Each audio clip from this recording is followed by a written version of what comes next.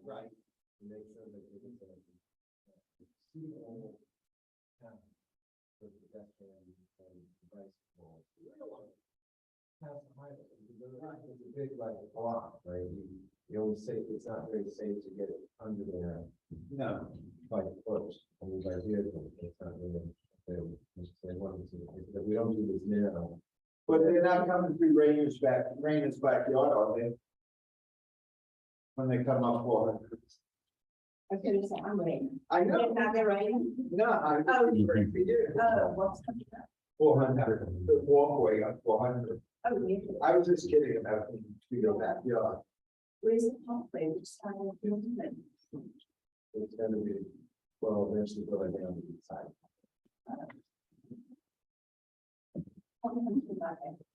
No. No.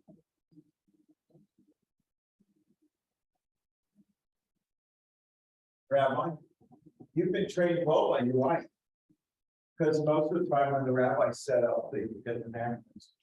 See that?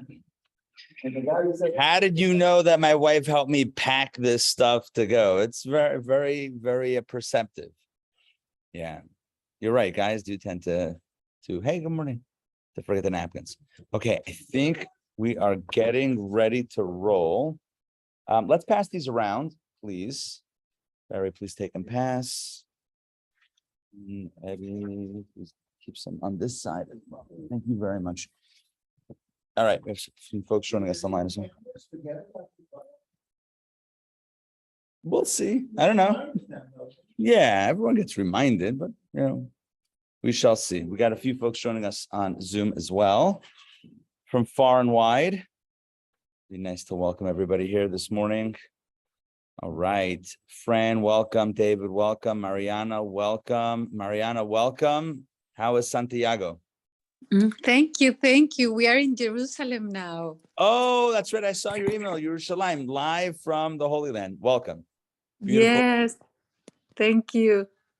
Beautiful. Shana Tova. All right, everybody, Shana Tova. I hope you guys are having a wonderful start to the new year. And what a beautiful way to take the energy of post-holidays and to study some Kabbalah together. All right, so let's begin. So I'd like to welcome everybody, first of all, to, hey, Susan, good to see you, to Kabbalah Cafe. This is our Sunday morning mystical conversation. In my opinion, as I just mentioned, there's no better way to start the week. And as we kind of exit the holiday season, it's good to make sure that we take a boost with us. So just anecdotally, you know, Saturday night, we do Havdalah, right? There's the Havdalah ceremony, and we use a few different items. What do we use? A glass of wine, we have a candle, and we have some sweet smelling spices. What's the reason for this? So according to Jewish thought, the reason is because, I mean, there are many different insights and angles that we could take, but one of the primary reasons for this is that on Shabbat, each of us has been granted what the mystics call a neshama yesera, which means an extra soul. Or, now, lest you think like that, I don't know, do I want an extra soul? That sounds like already occupied. Some say it's not really an extra soul, like an additional soul on top of the soul, but it's extra soul. But not an extra soul, but extra soul, which means an extra boost of spiritual awareness, attentiveness, sensitivity, etc. But when Shabbat comes to an end, that spiritual boost kind of fades away. And so before we enter, as we close out Shabbat and before we enter the work week, so we make sure to have a glass of wine. That's always a boost.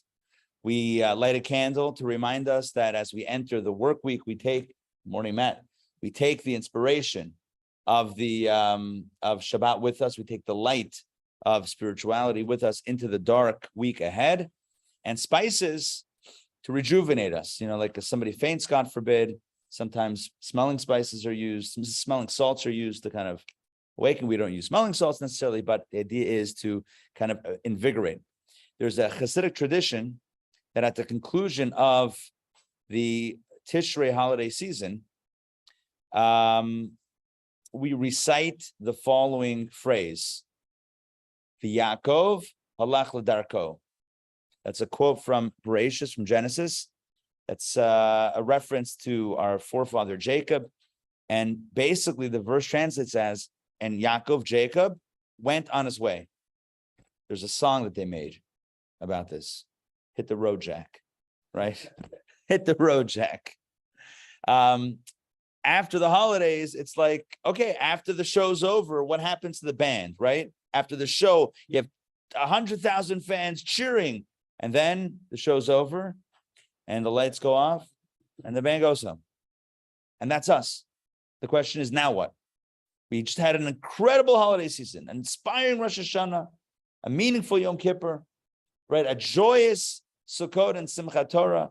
And now what? And I see in the reflection of that mirror behind me, in front of me, I can see what's going on behind me. By the way, Kabbalah speaks about mirrors as well. We're not going to talk about mirrors today, but I was learning a mystical discourse yesterday. Good morning, about mirrors, how looking ahead with the right thing you can see behind, but I see they're taking down the sukkah. Yeah, am I right? Okay, so the good news is if this gets slow, you have entertainment behind me, so it's perfect. That's great. The point is like this. When the show's over, what happens next? That's Cheshvan. That's the next month that's coming up. It's the only month in the Jewish calendar that doesn't really have any special. No holidays, no days of note. It's kind of a quiet month. It's every day it's a longer davening. It's a normal month, no special days. And the contrast couldn't be more striking. After a month filled with holidays, now we have a month with no holidays. What's going on? What's the meaning? The meaning is, can we take the inspiration of the holidays and now bring it into the everyday, bring it into the mundane? Can we take the light of Tishrei into the darkness of Cheshvan, into the darkness of the next month ahead? And so one of the ways we do this is of course, with Torah, because Torah is called light.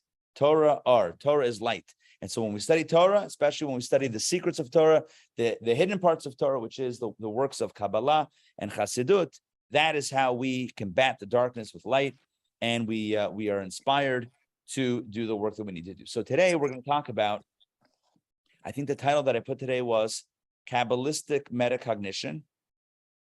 There you go. It's a handful. But really, I prefer, good morning.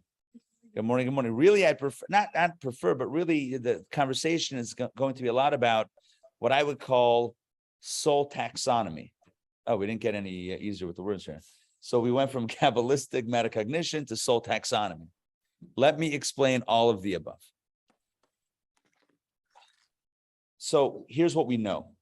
What we know is that as we go throughout our day, there's a narrative that's going on in our heads. This is what we know. There's a narrative. There's a narrator that's buzzing in our heads. Most of the time, we're not consciously aware of it.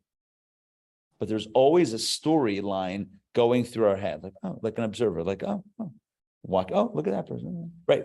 We're always noticing things, and there's always a narrative in our heads.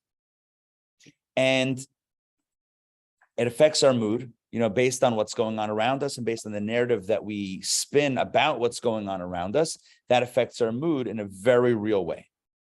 To the point that lack of awareness of our own cognition of the narratives that are going on inside of us, that lack of awareness could lead to the following situation that I think we can all relate to. To speak very practically. Sometimes you find yourself in a bad mood and you're not even sure why. Does that ever happen? You just feel a little down. Maybe you feel a little sad. Maybe you feel a little anxious. Maybe you feel, let's talk about positive. Why negative? What's that? All right. So maybe you feel happy, you feel excited, and you're like, I'm not even sure why. I feel excited about something, but I don't know that I even know why. I feel love, I feel joy, I feel excitement, I feel anticipation. For what? Then you have to kind of figure out, what am I? You see, there's a narrative that's always going on in our heads that we're not always attuned to, sometimes until it's too late. When I say too late, it's not really too late, but until a trigger has happened, and sometimes it's a negative. It happens in the negative way. So psychologists today talk about metacognition. Metacognition means to be aware of what you're thinking about. Now, it sounds obvious, aware of what you think. If you're thinking about something, of course, you're aware of it. Not really, not always. You're aware of your conscious thoughts, but the subconscious narratives we're not aware of so much. So metacognition means to tune into the narrative in our heads to figure out, okay, what are we really thinking about, before it manifests in something perhaps negative or something ugly. Let's think about what we're thinking about. Good morning. Good to see you. An old friend, not that we're old, but a good friend. Sender, it's good to see you. Okay. So to understand the Kabbalistic idea of metacognition, we need to look at the taxonomy of the soul. Let's look at how the soul is divided according to Jewish mystical teaching. The soul might seem at first glance like a single unit. There's a body, one body, and in that body, there's a soul. On a very basic level, that's true. Although Kabbalah speaks about, I want to have the honor of handing you. Kabbalah speaks about the notion of that we possess two souls, but that aside, the soul itself, just like the body, is not just a body. There's a head, there's a heart, there are lungs, kidneys, limbs, organs, veins, sinews, muscles, tissue, right? Blood. There's a whole orchestra of biology that constitutes the human body. The same is true with the soul. And so I'd like to take a moment at the top of today's discussion to discuss the seven dimensions of soulful activity. And I think it's important that we are aware of this. Psychology approaches the human being from the outside in. It's like, we got a problem. Let's understand so we're trying to work inside to figure out where everything is coming from. So it's manifesting in a certain way. Let's unravel that. Let's go inside. Kabbalah approaches the human being from the inside out. Kabbalah says, here's what the soul looks like. Here's what's going on the inside. Here's what's really at the core of the human being and what drives human behavior. And now we can see, once you understand what's going on the inside, you can understand more about how things are manifest on the outside. Does that make sense? So instead of working from the outside in, we're working from the inside out. So Kabbalah teaches that the soul possesses 7 dimensions of ability. So I'm going to rattle off, as it were. I'll mention these 7 powers or 7 abilities in Hebrew, and then we'll spend some time unpacking them in the English and making sense of it for us. There's Tainug, Ratzon, Seichel, Midos, Machshava, Dibur, and Maisa. Not necessarily. No, they were included. Yeah. So we have Tainug, which means pleasure. I'll do translation now. Tainug is pleasure. Ratzon is desire. Okay. So again, these are all capabilities of the soul. The soul has the capacity to experience pleasure. The soul has the capacity to desire. Okay, the next thing is seichel, which means intelligence. The soul has the capacity to be intelligent. Midos, emotions. The soul has the capacity to be emotive, to be feeling. Okay, so we have pleasure, desire, intelligence, emotions. So far, so good. And then the 3 garments of the soul, as it were. These are not elements of the soul, but they help facilitate the soul and what's going on inside. We have thought, machshava, which is thought. Dibur is speech, and maisa is action. Okay, so 7 dimensions: pleasure, desire, intelligence, emotions, thought, speech, and action. The first four are internal. The first four are more part of the soul. The last three are ways in which the soul expresses itself. So let's break these down. We begin on the deepest level with pleasure. Oh, one more thing. Everyone's experience of these 7 dimensions is very particular and unique. Why? Because every soul is particular and unique. There's no one thing as a soul. If all souls look the same, then all of us would look the same. Let me explain what I'm saying by using an analogy. So imagine a remote control car. Remember those? Got a remote control, got a little car. Yes. What did it always say in the packaging? Batteries not included. Thank you. Here's a man who knows packaging and who knows the trauma of the child upon receiving that gift to realize, or the trauma of the parent to realize, oh man, I forgot the batteries. I got to run out to the store, and now the kid's like, no. Okay. So batteries not included. So one might look at the soul as a battery and say every human being has a different body that's powered by a battery, which is the soul. All souls are the same, just like all AA batteries are the same, right? Assuming that they're all the same. And the distinction lies in the body, not in the soul. Does that make sense what I'm trying to say? Yeah? You with me on this? In other words, wherein lies the distinction between human beings and their personalities? Is it on a body level or on a soul level? So one might argue that it's on a body level. The bodies are different. Souls are the same. Souls are battery packs. So you can put a battery pack, you can put a battery inside a remote control car. You can put in a clock. Thank you. What we use batteries, right? So you can put one in a clock, yeah, and you can put one in a remote control car. Assuming that they both take AA batteries, that's the battery of choice for this morning, this example, you would say that what distinguishes the clock from the remote control car is not the battery, it's not the source of energy, it's rather what you put it into. One is a clock, one is a car. However, in Kabbalah, the understanding is that it's not that souls are identical, battery packs, and bodies are what constitute the distinction. Souls are different. My soul is different than your soul. Now, they all come from the same source. I would guess, don't we all have pieces of souls that were Har-Sinai? Absolutely. So if I have a piece from the same soul as you do, then our souls would be alike. That's my name, Sollish. Yeah, it's close. That was honestly, that was like I'm at the batting cages. That was like a slow pitch, ready to. I was like out, not even a pitch. It was like a tee, ready to slammo jammo. Yeah. So you are correct.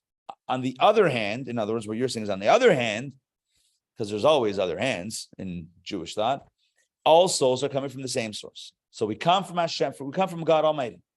And the soul, the essence of the soul is really one with the other soul. But as the soul tumbles through the spiritual architecture on its way down to this world, because as Kabbalah discusses, that's how souls manifest in this world. They tumble through all of the spiritual realms and worlds in between God and here in this world. The soul takes on a unique personality to the point that my soul is unique and is different than your soul. In fact, every soul has a unique soul print, like a fingerprint that is absolutely not identical, that is absolutely unique and different than any other soul and every other soul that has ever existed. Your soul is absolutely unique. No one has ever possessed your exact soul. In fact, even the Kabbalistic understanding of reincarnation distinguishes between souls. Unlike the Eastern understanding of reincarnation, this is not a class on reincarnation, but I don't mind going through this topic again. That's also true. I don't mind going through this topic just very quickly. Reincarnation from an Eastern philosophical, in the Eastern religions, has it that a soul, that a body is a container and a soul is what powers that container. And when a person dies, souls are recycled. Same soul in a new container. That is not the Jewish understanding of reincarnation. In Judaism, reincarnation means that that a soul lives its life, and it has a certain number of, again, to open up more ideas, certain number of divine sparks that it is meant to access in this world. Or let's just state this simply, it has a mission. If it has not fully fulfilled its mission, then from that soul is grafted or generated or inspired a new soul that shares or that carries on the mission of the original soul and then has its own mission as well. The example that's brought in Kabbalah, and in fact, for those that have visited the Rebbe's burial site in Queens, and you read a book called Mein Aloshin, you read a book that's all about souls and the souls of tzaddikim that have departed. So the lines are, these lines are straight up there. It's everything that I'm telling you now is written in the books, and it's published in the books. The example that's used is like a candle that lights another candle, right? Think about Hanukkah. You have a candle, and you light a second candle. Now you have two candles. The first flame did not jump to the second candle. It generated a new light from the first, but it's now a new light. Are you with me on this? A soul that reincarnates in Judaism means that the first soul has lit another soul that is now attributed to the first soul, because that's its shamish, as it were. It's its source. It's like, another example is trees and branches. We just had to cut down we didn't cut down, we had to trim some branches for a sukkah. We had a little overhang. First time building the sukkah in our new house, we had an overhang over the backyard, over the deck. So we brought out a guy, and it's interesting because I look up, I'm like, there's way too many trees. I called out a guy. He takes a laser pointer, and he's like, okay, here's what we got. And he starts showing me, I have to cut down trees. Take down this limb, and that limb, and that limb. We got this. It's great. It's an arborist, real professional.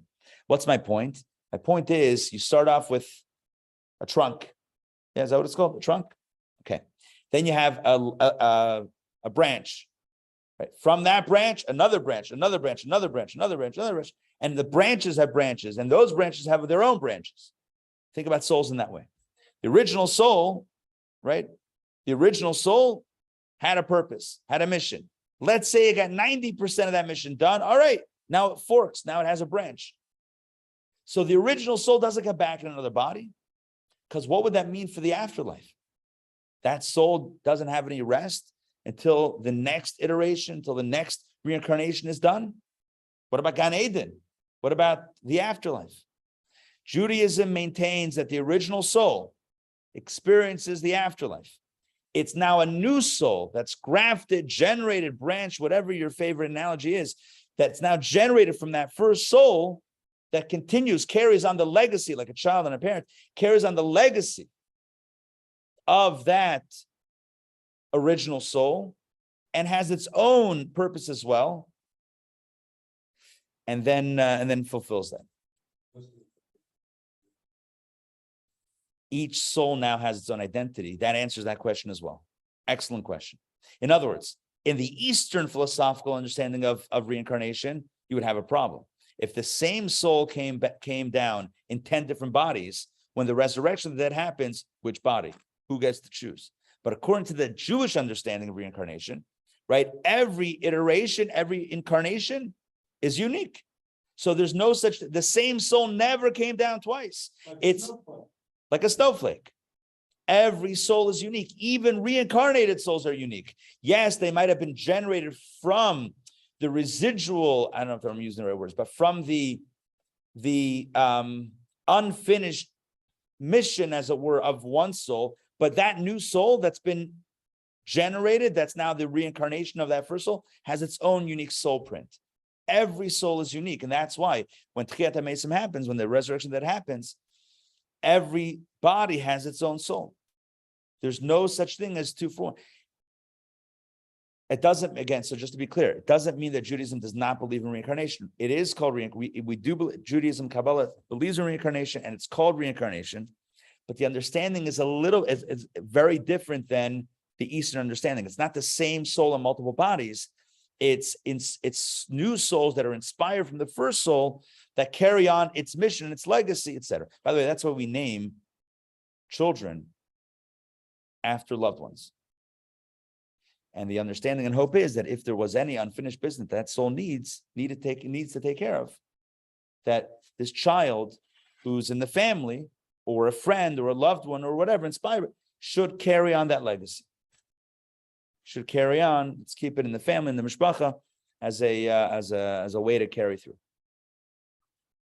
But the overarching point here is that every soul is unique. Unlike the batteries, you buy a 24 pack, a 50 pack on Amazon, you buy a bulk pack of 50 batteries. Those batteries are interchangeable. You could use the same battery in the clock or in the remote control car. Souls are not interchangeable. You have a unique soul. I have a unique soul. Everyone here has a unique soul. They cannot be interchanged. But when you die, souls are kind of God. Life, soul is life itself. The soul does not die.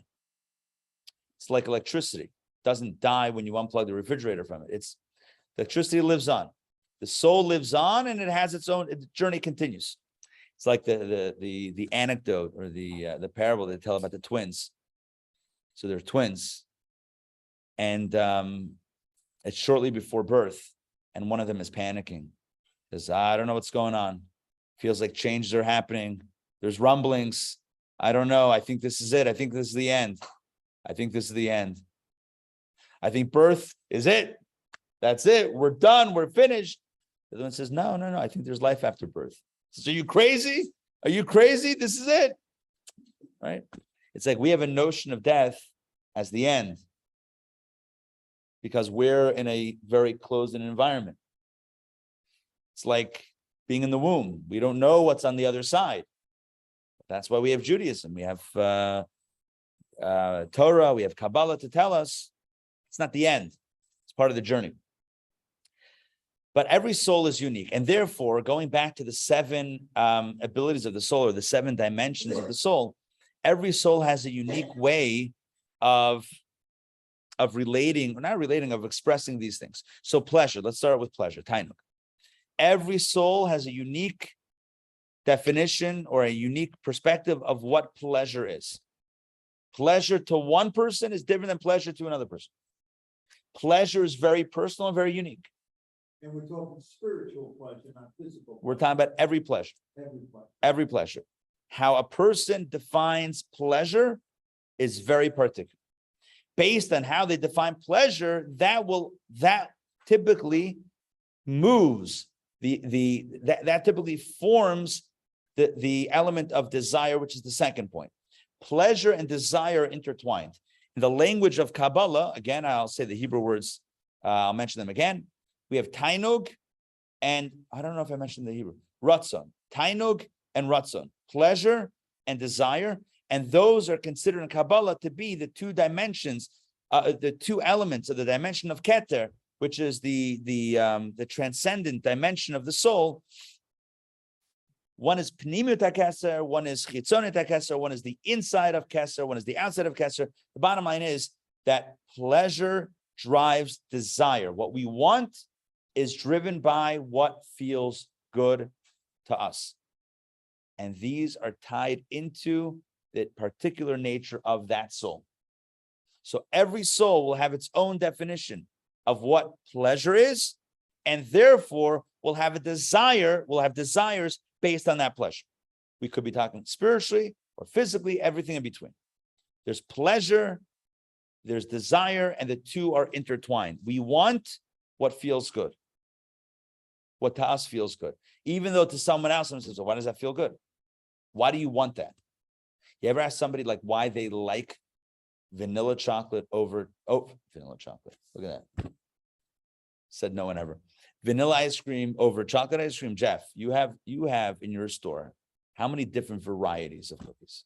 Oh, Cookies. 32. 32. Somebody walks in and they order give me an exotic kind of cookie. Help me out here. Give me like, really? That's awesome. I had no idea all right. Oh, look at that. So somebody's like George Washington's Revenge, best cookie. Somebody's like, I don't, but why do you like that? I don't like that. What are you going to answer? If a taiva can't cash it, you can't ask a question about a desire. Why? Because for you, it tastes good. Someone else, it might not taste good. That's why you have 32 varieties, so that everyone can find something they like. You can't. Pleasure is so particular. What a person likes is so particular. What a person enjoys is so specific to the person. And where does that come from? The soul, the DNA of the soul itself. Dictates what we like. Yes. Yes. Your soul has a unique soul print. The souls all begin in the same place, ultimately. And of course, soul factory. Exactly. Soul factory. But as it tumbles, as I said before, as it tumbles through the various architecture of the spiritual worlds, it gains a very unique soul personality. And no two souls, not even the reincarnated souls, no two souls are perfectly alike, which is why everyone has their unique combination of likes and dislikes, pleasures and displeasures, desires and non-desires. Everyone likes something else. It's very unique to the soul. So that's pleasure and desire. Let's move on. We have 5 more. Yes. What about desires that are really awful? You know, like. That's likewise coming from the soul. Sure. I think, okay, so we could analyze this from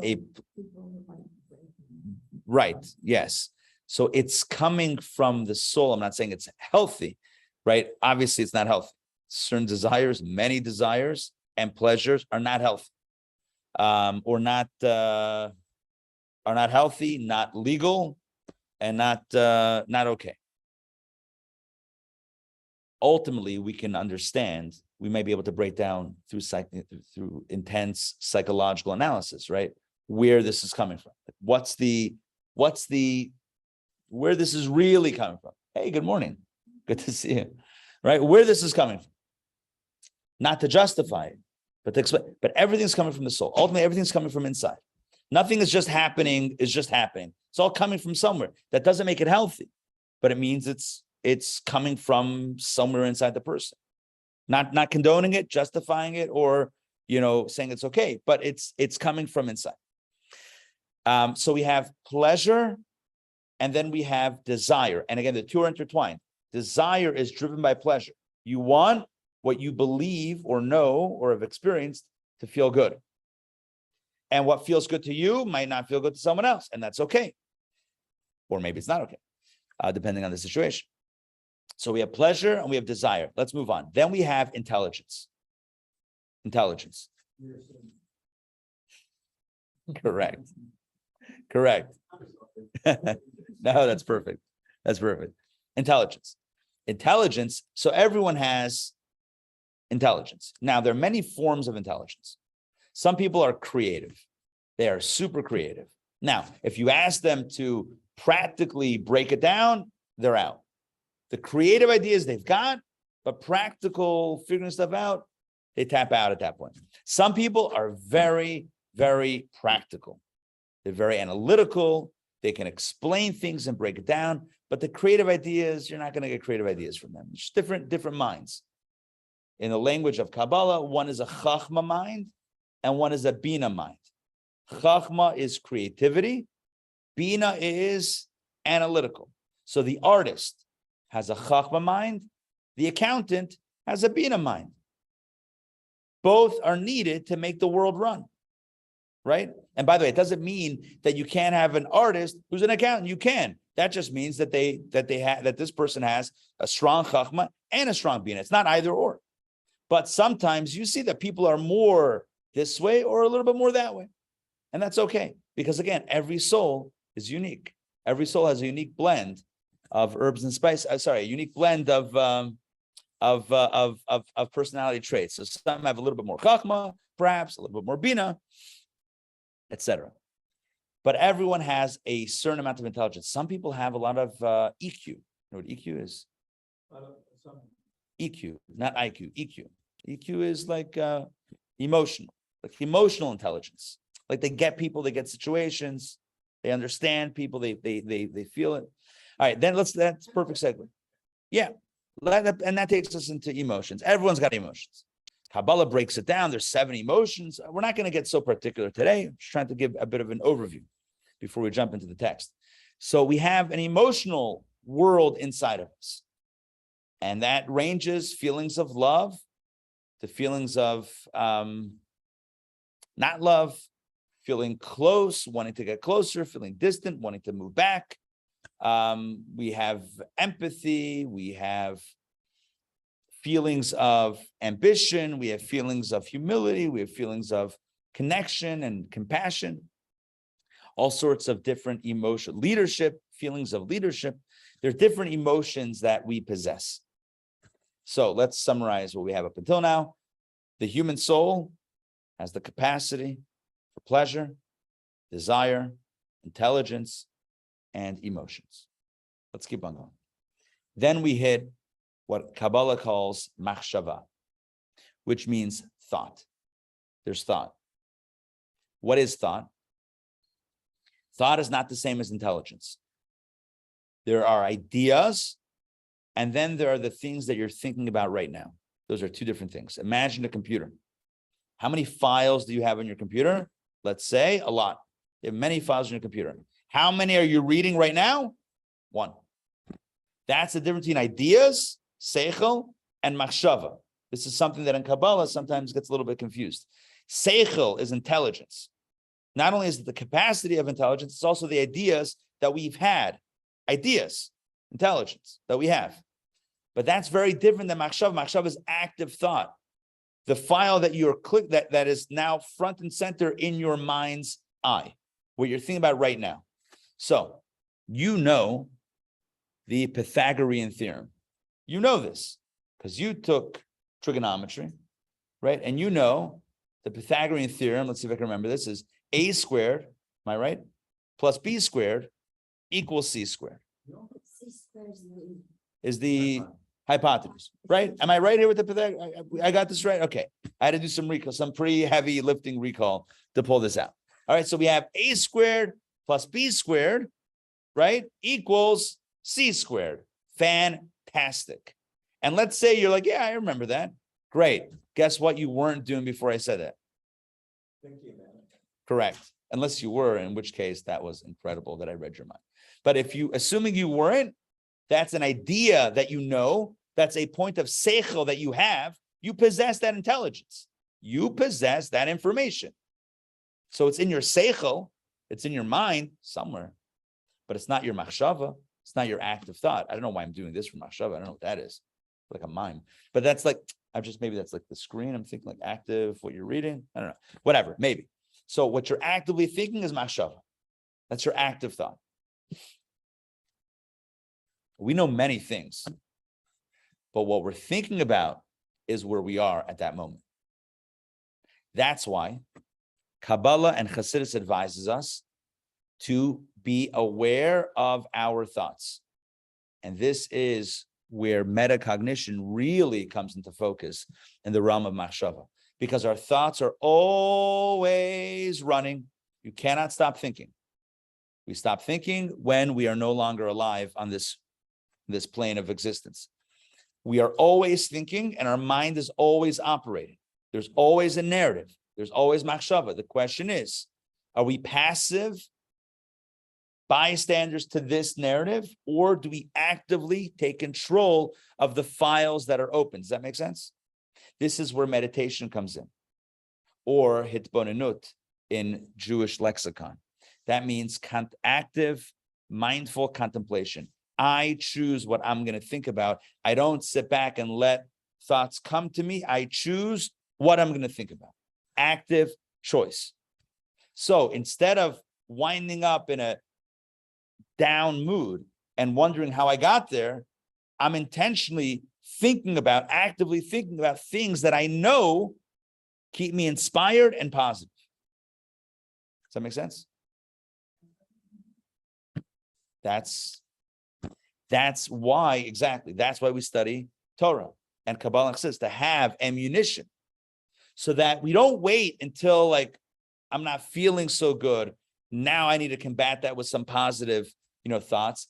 I'm proactively thinking about the things that keep me positive because I know what keeps me positive. I know what gets me negative. And so I actively think about it. Now it's not easy. It's not easy to say force, but to intentionally think a thought. It's not easy.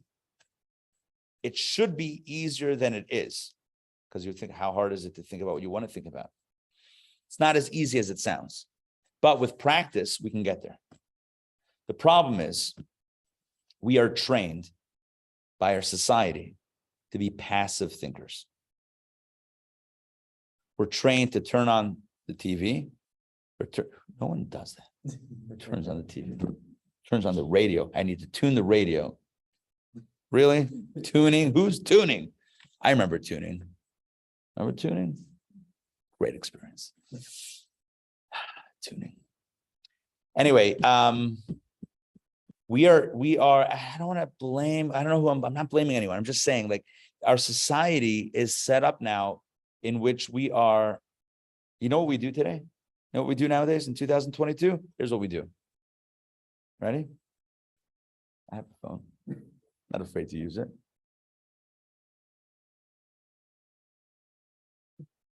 TikTok, Instagram, Reels, next. What is someone else going to tell me? What is someone else going to tell me?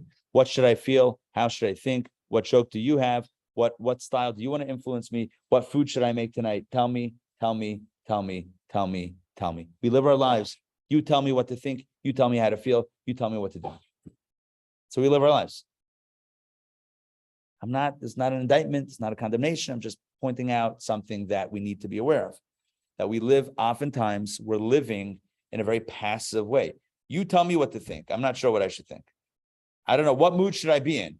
Is it going to be a happy reel or a sad reel? Is it going to be serious or funny? I don't know. You tell me.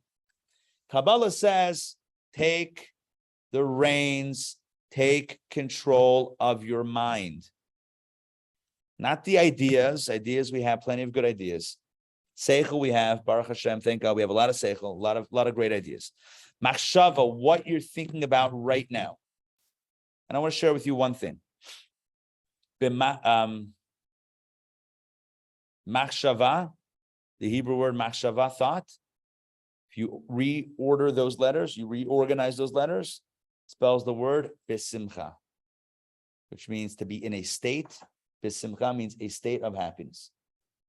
You want to be happy? It begins with what you are thinking about, what you choose to think about. Make sure, by the way, we're starting a happiness course tomorrow night, taught by Rabbi Moshe Shem Tov. Highly recommended, 6 weeks, 6 lessons on the pursuit of happiness and inner joy based on the teachings of Kabbalah, Hasidus, and modern positive psychology. It's starting tomorrow night, 7:30 p.m. Everyone's invited. But here's the point. What we think about goes a long way in determining how we feel. And again, I know I'm sounding like a broken record this morning. Oftentimes we realize this when we're already in a negative space. It's like, oh, I'm not feeling so good. I'm not feeling so happy. I'm not feeling so up. What's going on? And we trace it back. Okay, what have I been thinking about? Kabbalah is all about reminding us that what we think about matters, and we have the choice to control our thoughts. After thought comes speech. That's the next level down. That's number 6 for those that are counting. Pleasure, desire, intelligence, emotions, thought, speech. Speech is where we take the things that we're thinking about and we share them with somebody else. Speech is our ability to transcend self. Speech is we're actually going to get to this in this discourse. Speech is the human gift to reach outside of yourself and to connect, to share that with someone else. Now, yeah, you can read body language. There are other ways in which we can communicate through our actions, etc. But speech is the most obvious way in which we communicate.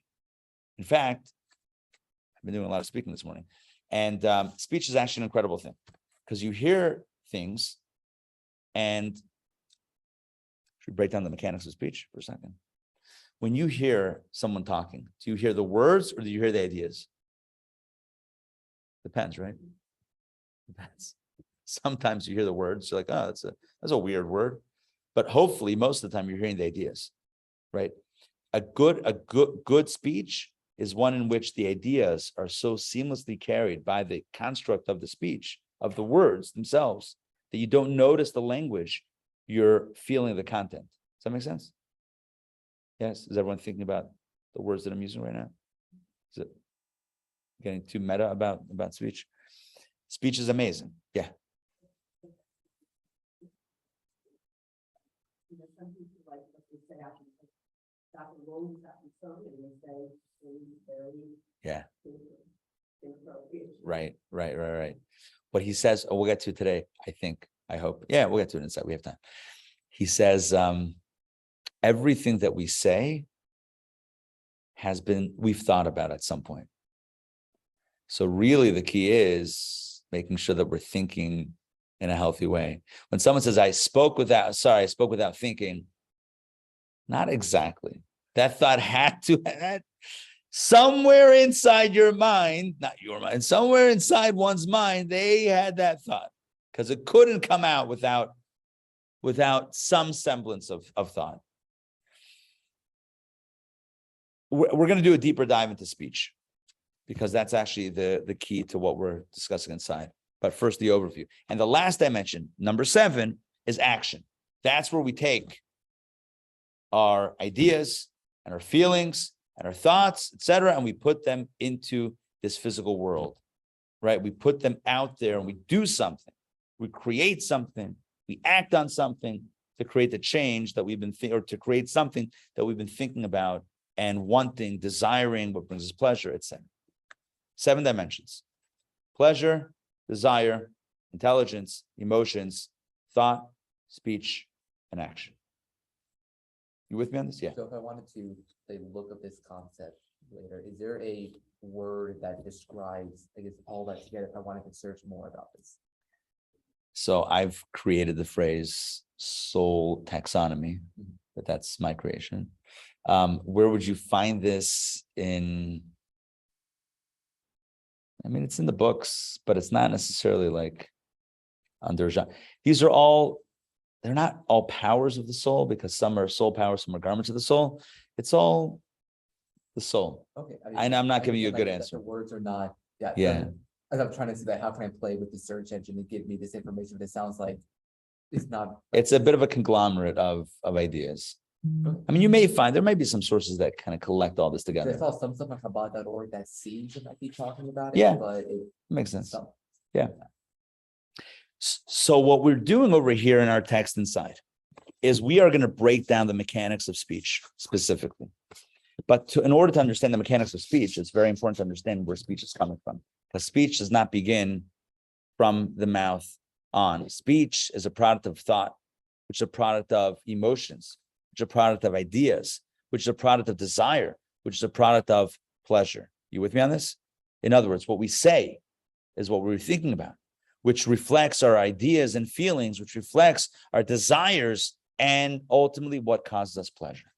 So speech is the recipient, like a cup. We've been using a cup analogy in these sessions. Speech is the cup that contains the thought, contains the emotions, contains the ideas, contains the pleasure, contains desire, contains pleasure.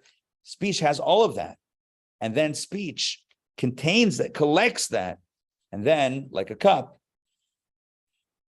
shares that with someone else. I took this cup, this receptacle. I walked outside of this room to the water fountain. I pressed the button. I'm just walking through my morning. Press the button, and water emanated from the water fountain and fell into this cup.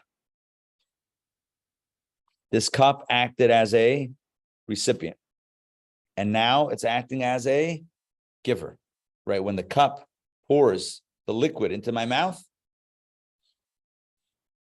The cup now assumes the opposite role. This is the power of speech. Speech both contains and gives. And what we're going to get to in our discourse is something quite puzzling. We're not going to solve the puzzle today. We're going to express the puzzle. We're going to articulate the question, and that is, when you take a cup and you pour, like I did, and you put water into it, what the cup has is water. And when I drink the contents of the cup, it's still the same water. That's all it is. It's just water. But when it comes to speech, we find something bizarre. If you're in love and you start speaking about the love, you know what happens? You start feeling the love even more. You start getting excited about the love. If you're angry and you speak, you know what happens? You get angrier. If you have an idea that you're speaking about, an intellectual idea, and you speak about it, you know what happens? You understand it better. New ideas come up. 1 second. I took my emotion, I dropped it into the cup, and then I poured it out to someone else. And the next thing you know, this is now hypercharged emotion in the cup. How'd that happen? Imagine I put water into this cup, and then as I'm drinking it, it turns into something else. Whoa, what happened? When we speak, everything is magnified. Our ideas are clarified. They start gaining analogies and parables and depth and breadth and width. Our emotions come out as we speak. Wherein lies the power of speech? To magnify what was put inside of it. If it's just a cup, it should just have its contents and nothing else. That's the core question that we're going to be grappling with in our text. We're not going to solve it today, but we're going to start articulating the question today. Does that make sense? Okay, so let me stop speaking for a moment. I'm doing a lot of speaking, and take any questions or comments that you might have. Susan, jump in. Hey, good morning. Morning. This taxonomy is very confusing to me, but I wanted to see if I divided it up this way, what you would think about it. So if you have basically at the top, the pleasure and desire, sort of the creative forces of our being, with pleasure is how we kind of move, we're kind of seeking it, and we're born with these likes and dislikes that drive that desire. And then under that, I would put together intelligence and emotion almost like your personality. These are sort of like God-given genetic containers, potential that we have. And then underneath that, I would put then thought and speech and action in terms of those things that we can, that you called it a garment, but those things that sort of have, choice involved, and then would lead to, other things that, other choices, and are where our action, where we can control our actions. Yep. I would 100% agree with that. And thank you for sharing that, because that hopefully that clarifies for others as well. That's exactly the intention, and that's exactly right. In fact, the reason why we call thought, speech, and action garments of the soul is like a garment that you can switch. Clothing, right? A body is a body, but garments you can switch. A garment you can switch. You can take off one item of clothing and put on a different item of clothing, right? Garments are so you can also, you have that ability to control, as it were, the thought, speech, and action. We can control what we're thinking about. We can replace one thought with a different thought. I mentioned before the power of meditation, or really contemplation. So it's not a I don't know. I don't believe it's taught in school. I don't think it's taught in an intentional way necessarily. And I think it's such a valuable gift for life, to be able to choose willfully at any moment what I am going to think about. It's like going to your closet and saying, I am going to wear this item, this outfit today. Just like you have the choice to choose an outfit, we have the choice to choose. No, just like we have the ability to choose an outfit, we have the ability to choose what we're thinking about any given moment. We are not the victim of our thoughts. We are in control. Well, we could be, but we don't have to be. We could be in control of our thoughts. Certainly, the words that we articulate, we are in control of, or we should be in control of. We have the ability to be in control of, and certainly our actions we can be in control of. So action is the easiest, right? We tell kids all the time, just because you want to hit Tommy doesn't mean you should. But I want to hit Tommy. Tommy took my toy. Okay, don't do it. And then we tell our kids, we're using kids as a safe space. So tell our kids, like, just because you want to say something not nice to Tommy doesn't mean you should say something nice, right? Don't say something not nice, say something nice. Good. But thought is trickier, but it's still a garment of the soul in the sense that you can replace it. You can't take off. You can not speak and you can not act. That's taking off the garment. You can't take off the garment of thought. You can't stop thinking, right? That garment doesn't come off altogether, but you can switch it for another thought. This is where, no, sorry, I don't mean to cut you off, but this is where mood control comes in. I don't know if that's the right word. We can literally change the way we feel by changing what we are thinking about at that moment. And sometimes it's as fundamental as picking up a text of Jewish thought or Jewish mysticism or something else, whatever it is, something positive. I remember seeing a letter from one of the Chabad Rebbes who was writing to somebody who had wasn't our Rebbe, it was like one of the previous Rebbes back in Russia. And this fellow was suffering with sad, negative, depressing, or anxious thoughts, or all of the above. And the advice that the Rebbe gave him was take some time to think about something in your life that makes you happy. And focus on that. Focus your thought on that. And by the way, it wasn't necessarily something, religious or spiritual or Jewish. It was whatever it is, something that makes you happy, something that's exciting, whatever it is. Listen to music, read something. We have to put ourselves in a healthy place. Sorry, yeah. There are many ways to do this. Music, dance, art, reading, study, Torah. Of course, as a rabbi, I'm going to push Torah. I mean, that's what else am I going to push? But in truth, it's all of the above. It's anything that, yeah. The level of intelligence would dictate all of these other things when you use their intelligence to control their own. Right. Theoretically, you're correct, but as we know, the people with the highest IQ might not necessarily be the ones that have the most control of what they're thinking about. And that's not, by the way, it's not an indictment on anyone or anything. I'm just saying one doesn't necessarily equal the other. You're right. Someone that has a strong mind, you would think would have a strong ability to control that mind, but not necessarily. It might be like a force that is, so big that it tends to run out of control. It's possible, but it could go either way. But it's not a guarantee. It's not guaranteed. Right? You have geniuses that are out of control. So there's no guarantee. What I would really say is there's no shortcut to doing the work. And the work is practicing mindfulness and being in control, not mind control of someone else. It says in Pirkei Avot, Ethics of Our Fathers, it says, Ezehu Gibar, who is the mighty person? Hakovesh et Yitzro, one who conquers his own inclination.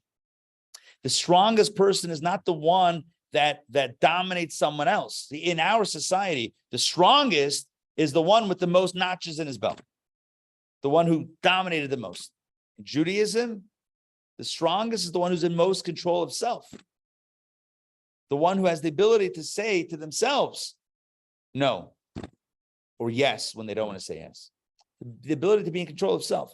It's very important. All right, so let's jump inside. I'm going to put this up on the screen as well. We are starting on page 28.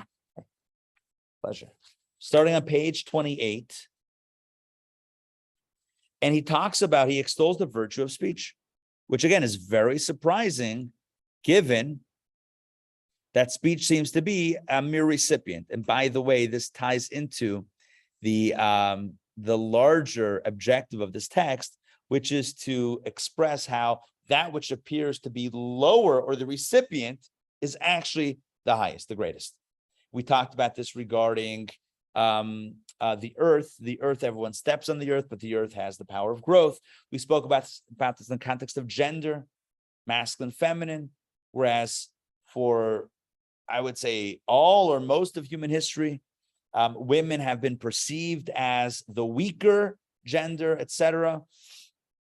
And men, the more dominant. Kabbalah says the opposite is true, because women contain the power of life, birth, and life, right? So that which seems to be, just the recipient of everything. I'm saying biologically, the recipient, right? Hold my beer, no recipient at all. This is the creator of life. It's not a recipient, it's the creator. Speech shares the same paradox. So let's jump in. I'm going to share this again. I'm going to share this with our online crew. Here we go. We find a similar phenomenon with regard to the power of speech, which possesses an ability that surpasses that of intellect and emotions. Look what he says here. And again, the reason why I gave the very long introduction is so that this line should make sense and the other lines also should make sense. Speech has an ability that surpasses that of intellect and emotions. Remember, in our hierarchy, there was pleasure, desire, intellect, emotions, thought, and then speech. And what we're saying now is speech, which is number 6, on one level is actually greater than intellect and emotions, which are levels 3 and 4. This is true, despite the fact that all that is articulated by speech stems from the intellect and emotions. So we're saying that speech actually stands above intellect and emotions. He says, how ironic or how puzzling, since what you say is coming from your intellect and emotions. Since on its own, speech has nothing more than what it receives from the higher faculties. Speech is like a cup, like an empty cup. What are you saying? You're sharing your ideas or your feelings. What else are you sharing? What else do people speak about? I guess the weather. I don't know what that is. That's like, maybe they didn't speak about that then. Like, I don't know what that is. It's that an idea or an emotion. That's what we call small talk. That's like, I don't even know what that is. No, but typically people speak when they're communicating, right? They're speaking about ideas or feelings. Seichel, midas.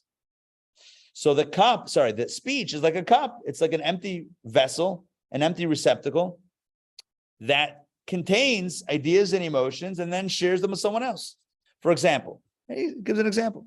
When one speaks words of wisdom, you share an idea. Speech is then receiving from the intellect that enlightens it. In other words, speech is like the cup, and what goes into the cup? The idea. Great. And then it shares it with someone else. Or when one speaks words of love or anger, speech is then receiving from the emotions, kindness, severity, etc. You're speaking to a friend, you're like, I can't believe this person did this to me, right? Can't believe. Or, I love this person. They did such and such. Oh, it's so kind. You're sharing words of emotion. So you can share ideas, you could share emotions, but either way, the speech itself is not generating its own content. The speech is sharing the content that already existed in the mind or in the heart. Let's continue. He breaks down the process. And again, hopefully the introduction today helps us relate to this so that we understand this 1, 2, 3. The process of reception, again, the reception of speech, is that first the intellect or the emotions enlighten the language of thought. Remember, there was a step in between intellect and emotion, that's thought. And from thought, the idea enters the words of speech. So the idea is far more revealed in thought than it is in speech, since thought precedes speech in line of reception from the intellect and emotions. Again, in the taxonomy, in the hierarchy, and the structure that we broke down, we have pleasure and desire. Let's put those aside because we're not talking about those right now. We have ideas and feelings, thought, speech, and action. Ideas and feelings. Seichel midas, intelligence and emotions. They first enter thought. You can't speak until you've thought about it. Because thought, and I didn't mention this before, I'll mention this now, this is a bit of a new idea. Thought is where we put language. We put a construct to the ideas and the emotions that we have. Thought is where we process. We initially process our ideas and emotions. Thought is that initial emergence of conversation internally where we're processing what it is that we're thinking about and what it is that we know and what it is that we feel. That's what thought is. Thought is the processing internally. It's the internal dialogue about this. So the idea, so he used the example of an idea. You're sharing an idea. What's the idea? Whatever the idea is. You had to have, before you share it, before you speak it to someone else, you had to have thought about it before. And the way the idea existed in your mind, in your thought, is far loftier than when it comes out in speech, because thought is higher up on that chain of command and is closer to the original idea, right? Thought is closer to the original idea. Let's continue. He proves it. Thus, he says, thought is one with the soul, which causes the thought process to be constantly active. In other words, how do we know that thought is more integrated with the soul than speech? Because as I mentioned before, you can't turn off your thought. You can turn off your speech. What does that tell us? It tells us very simply that thought is plugged into the soul constantly. Thought is always active. Thought is constantly flowing, which means it's more integrated with the soul. Furthermore, the words of thought, he's going to say 3 points. Point number 1, it's always active. Point number 2, furthermore, the words of thought do not leave the essence of the soul and are imperceptible. What that means is we're not always aware of the narrative of our thoughts. We're aware of the language of our thoughts. Any multilingual individuals here? We speak more than one. Oh, perfect. So, and Sandra, you and I have talked about this before. Do you think in French? Do you think in English? Right? What's the answer? A little bit of both? Okay.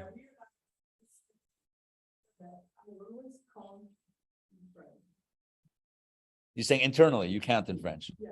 Interesting. Okay, so you're really multilingual, even in thought. What language do you dream in? Oh, that's a good question.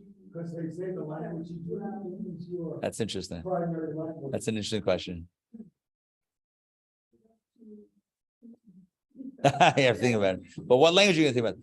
So Kabbalah says that we think about that what we think about, that we think that our thoughts also have letters. In other words, language. We think in language. It's interesting because today there's research that says that some people think in colors. You ever hear this? Some people think using colors. That's what I've heard. I don't know. I haven't seen the research firsthand, but this is what I've been told. Some people think in colors or in music, which is interesting, but I don't think it takes away from this. I don't think it's necessarily, characters and letters. It just means that we think in the context of a construct. In other words, there's some sort of right for the conversation. Right. So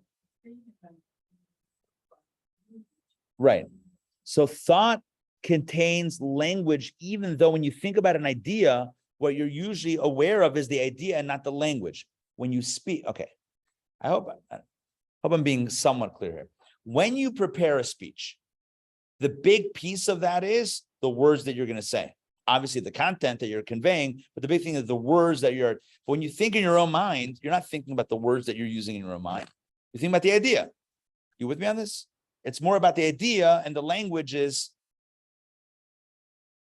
I would say, secondary. It's not secondary. It's so primary that you're not even thinking about it because it's so primary. You can express your ideas. Right.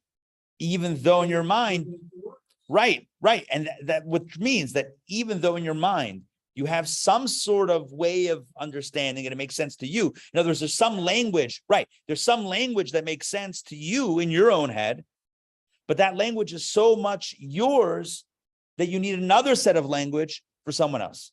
Or you want to explain a big concept to a 5-year-old.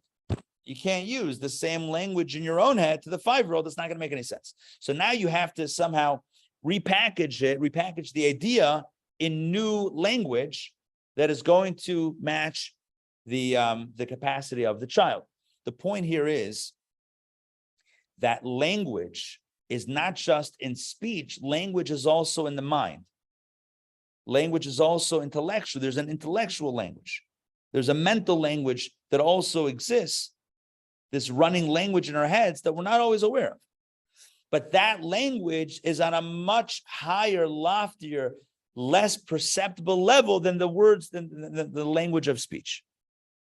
Right? That's what he says. Furthermore, in that second line of the last paragraph in 28, it says, furthermore, the words of thought, the language of thought, do not leave, the words do not leave the essence of the soul, and they are imperceptible. We don't even notice, unless we notice, but typically we don't even notice the language that we're thinking in.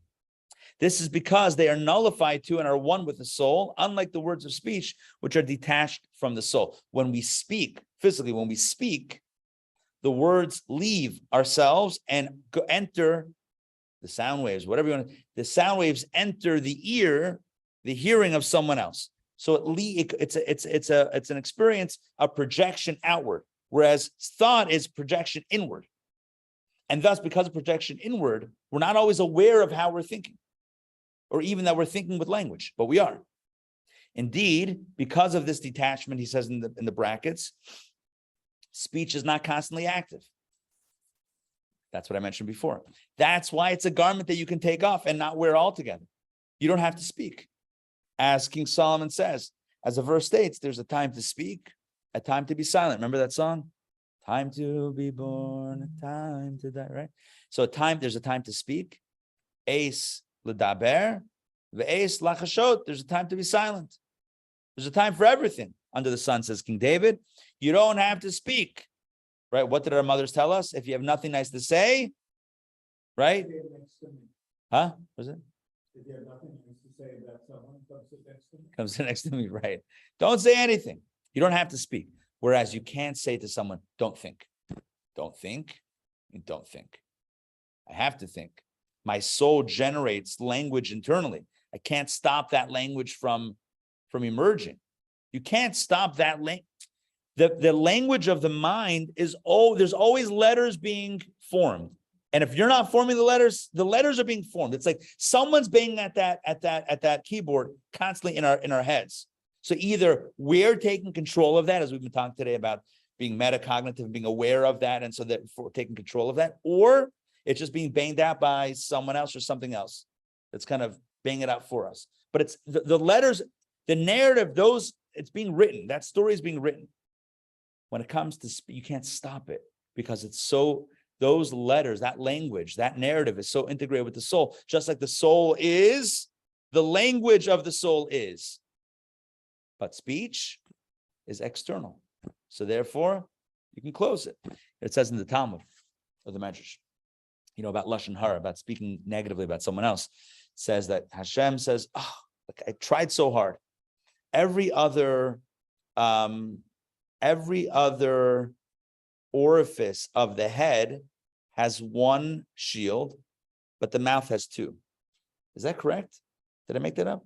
The eye has, right? You have one thing here. The nose, I don't know, I just could picture your nose. I wouldn't recommend doing that for too long. Then you can close your ears like this. That feels awkward, but whatever. You could theoretically, I don't know, pinch it closed. But the mouth has two teeth to stop the tongue, teeth and lips. And we still can't, God says, I gave two gates. Bite your tongue. Exactly. I mean, I don't know, bite, maybe close it before the tongue gets there. But either way, the point is that Eis lachashot ve'eis l'daber. There's a time to speak and a time to be silent. We have the ability to be silent because the language of speech is not forced. It's not automatic. It's by choice. We choose when to speak. Hopefully we choose when not to speak. Let's continue. Also, last line of 28 into page 29, which makes sense. Also, the words of speech, top of 29, leave the essence of the soul and are revealed and perceptible. In other words, they are out there in the world for others to see, feel, and experience. This is because the light of the intellect, of the intelligence, is not in its full potency in speech, whereas in thought it is more revealed. In other words, the idea itself is more alive in the mind than in the speech. Indeed, this is the reason for all the above differences between thought and speech. We'll close it out with this summary. In summary, A, speech receives all of its contents from the intellect and emotions. In other words, speech is not its own generator of ideas and feelings. Speech is like the cup in which go the ideas and the feelings that are already inside the soul. And B, the idea is more revealed, or in the emotion, is more revealed in thought than in speech, which is all about setting up the question, then how does it make sense that when you speak, suddenly now you have more ideas, more insights? And how is it now when you speak that you feel the feeling more than before you spoke? But that's the question. He's establishing the fact. The fact is that thought is higher than speech in this hierarchy, in this chain of command, as it were. In thought, again, the letters are less perceptible. The language is less perceptible. The ideas shine forth strongly. They're constant and they're integrated with you. No one else knows what you're thinking. In speech, the letters are more perceptible. They're more conscious. There's ability to speak and not to speak. You can stop the flow, which means it's not forced. It's not organic. It's somewhat contrived. And of course, it is perceptible to an outside party. All of this to express the fact that thought in the hierarchy of the soul is higher than speech, which is going to set up the question, then how is it that speech has an advantage over thought? Because again, our discourse is all about understanding how what appears to be lower is actually higher. But in order to do that, we first have to establish the fact that speech appears to be lower, which is what we did today. So thought seems to be higher than speech. Speech seems to be lower than thought, which again is going to set up the big twist that's going to come up over the next week or two in Kabbalah Cafe. Any questions before we close it out? Make sense? Yeah. Because thought is closer to the soul, I think that makes it harder to get rid of. Correct. Yes. It could be a major wrestling match. And the more we try to get rid of a thought, typically, the more we're stuck in the thought. I have over the last few years, I've been working with someone else on a book of spiritual guidance based on the letters of the Lubavitcher Rebbe. The Rebbe wrote, there was a point in time, and this is well documented, the Rebbe received more letters than the White House. The Rebbe's correspondence is absolutely prolific. The amount of correspondence. I heard from one of his secretaries, this is not well known, how the Rebbe would answer letters. The Rebbe wouldn't typically write long form answers. There was zero time for that. The Rebbe would, and the Rebbe was a speed reader. Or would get a letter. I heard this directly from one of the secretaries that would work with the Rebbe on answering the letters. Okay, Rebbe would have a letter in front of him. Let's say a 4-page letter. Let's say it was stapled, just say. Take his hand, he would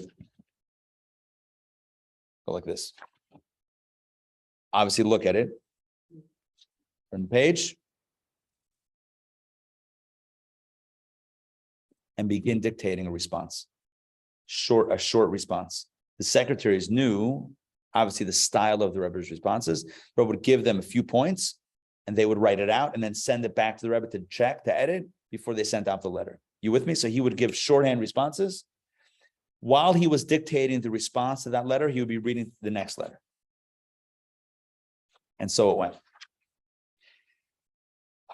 All that is by way of introduction. So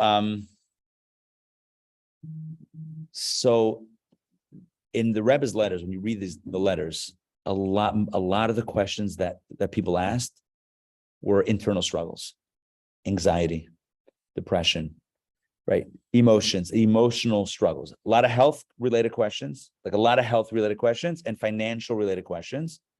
But outside of those two, and health is the same.